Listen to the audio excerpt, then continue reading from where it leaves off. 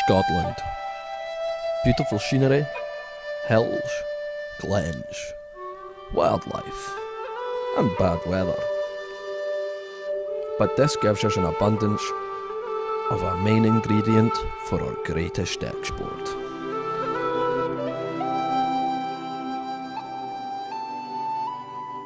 Hello, and welcome to A Guide to Whisky.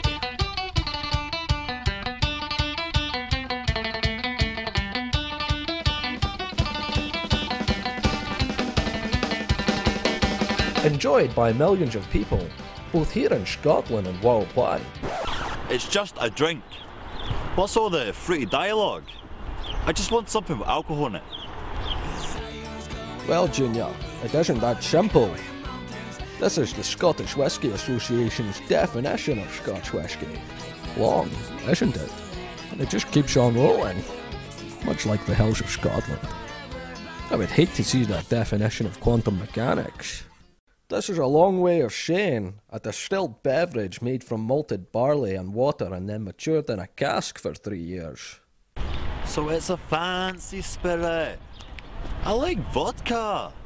Let's see if our experts can change your mind, young man.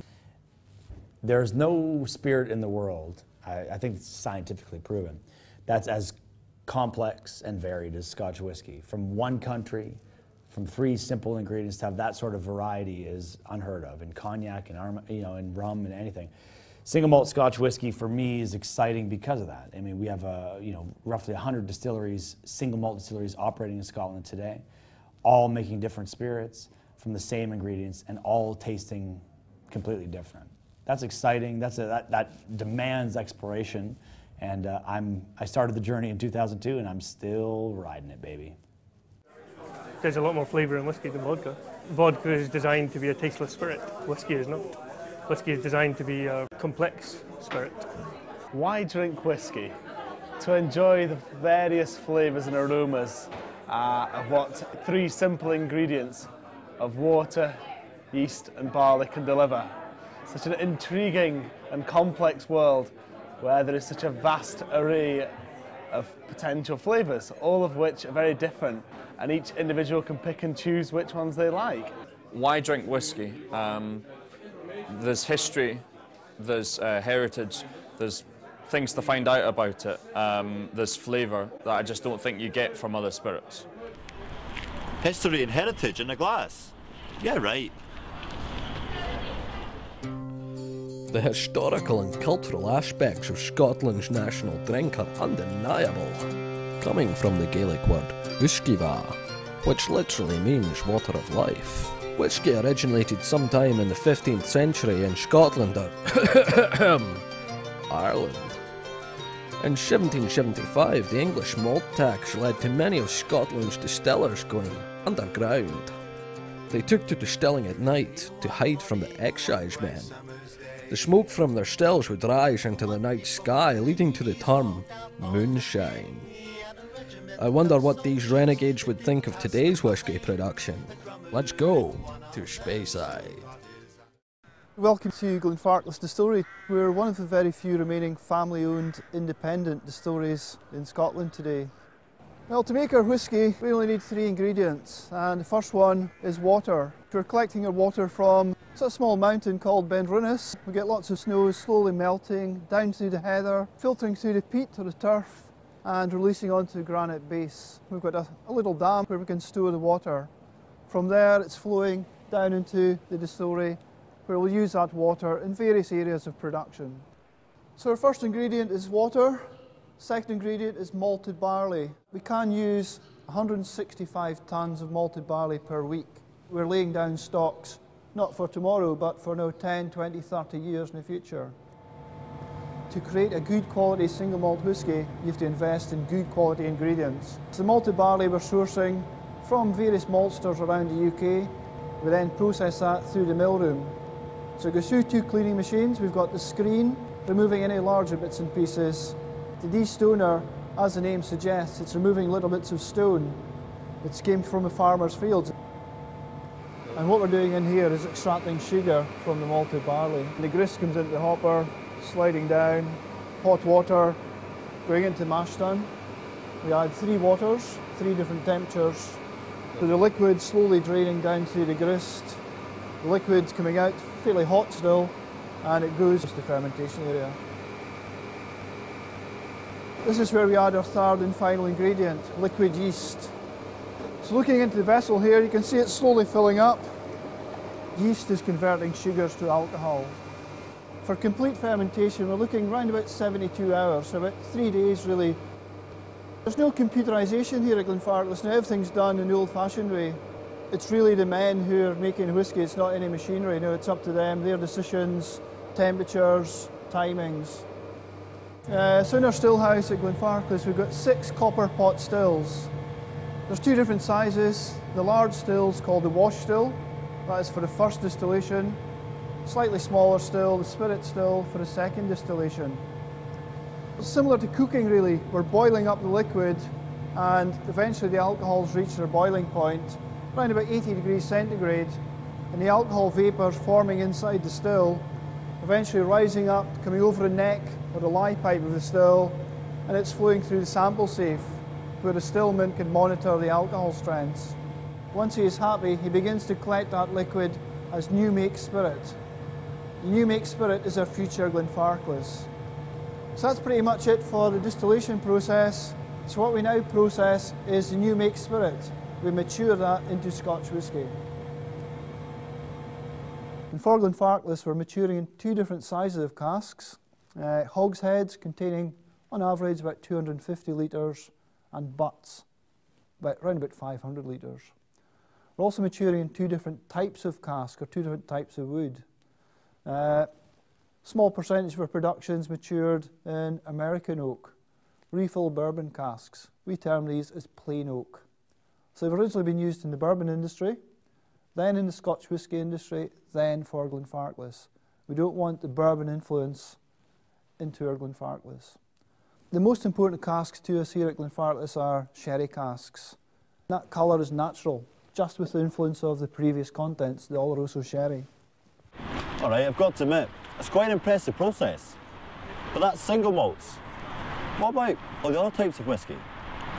And what's the difference between them? I'm glad you asked. I have an expert just waiting to tell you. And that's me. So, a single malt is malted barley whisky from one distillery. If shed malted barley whisky is from just one cask, you have single cask single malt. Now, if you take a single malt whisky and mix it with single malts from one or more other distilleries, you have a vatted or a blended malt. If you take all grain whisky from one distillery, you have, that's right, you guessed it, a single grain. Take some single grains and some single malts and mix that jazz up, you have a blend. Alright, disembodied voice, there's a huge selection out there. But I'm no Donald Trump. How am I going to be able to afford whole bottles of whisky? You have 2 options, tastings or a bar. Let's go to a whisky bar and get a tour of both it and our whisky regions. Welcome to The Grill, Aberdeen's premier whisky bar and winner of Whisky Magazine's Whisky Icon Awards. Some of the gems of the collection, the Black Bowmore, a fairly rare 42-year-old malt from Bowmore Distillery on Islay. Very fruity, very drinkable flavour, this one. For a Black Bowmore nowadays, £160 for a nip. Over here we have the somewhat unassuming looking Macallan, our most expensive nip. For £225 you can sample a nip of this 65-year-old Macallan. Highly rated by whisky guru Jim Murray, but perhaps a little too oaky for my own personal tastes. Well, let me take you through some of the whisky regions we have here. For a start, here we have the lowland whiskies, such as Auchentoshan, Glenkinchie, Little Mill. These tend to be quite light floral whiskies. Fairly good start-off point, I always think, for someone who's new to whisky. They're generally quite inoffensive, generally not too smoky, nothing too untoward about them. Moving on, we have the Highland region, such as, you may have heard of some of these, your Glengarry, Clynelish. The Highland region is the largest region geographically in terms of whisky production, and so there tends to be a greater range of different styles of whisky within the region itself. Moving on, we have the Speysides, the most famous of all Speyside area, such as Macallan over here. Again, these tend to be quite full-bodied, quite sweet, sherry kind of whiskies, and most of them are concentrated in a very, very small area around the Murray, the coast, and the Spey itself. Because down here we have what we call the Campbellton, which is just a small area over on the west coast. Springbank, Long Road, there's just a couple of distilleries down there, but they often like to have themselves distinguished from the Highland region. And finally, of course, we have the island malts. And again, they can vary, but the islands tend to be more smoky, peaty, perhaps one for the more experienced whisky drinker. Highland Park from Orkney. The Isle malts in particular tend to be very heavily peated, such as Ardbeg, and of course Lefroy, characterised with a very, very smoky, heavily peated flavour. Whisky! You've got me excited, but what does the future hold? Anywhere around the world that indulges in Scotch whisky in the last 20 years has thought to themselves, wait a second, why are we importing all this Scotch whisky? We can probably make it here. What do I think of Japanese whiskey? Japanese whiskey is intentionally created to emulate Scotch whiskey. You know, Masataka Taketsuru was here in the 1920s and was a student in Glasgow and traveled many distilleries, but worked at a few, and learned what we did in Scotland to make single malt Scotch whiskey. And was just so enamored with it technically and historically and for a bunch of different reasons, took it back to Japan and tried to recreate it. And still to this day, Japanese whiskey tries to emulate Scotch whiskey. I'm a big fan of bourbon. I wouldn't say I would choose it over Scotch or another type, but as with all whiskies, when you're in the mood, you know, sometimes a bourbon can be just a tonic. Love it. I love American bourbon whiskey. I think that there's just so many different flavours. I think it's really interesting. I think it's very consistent. Very, very consistent. Whereas I try bad Scotch, I don't particularly try bad bourbon. It's all very much in the middle. How do I feel about Irish whiskey? I like Irish whiskey. I like triple distilled style.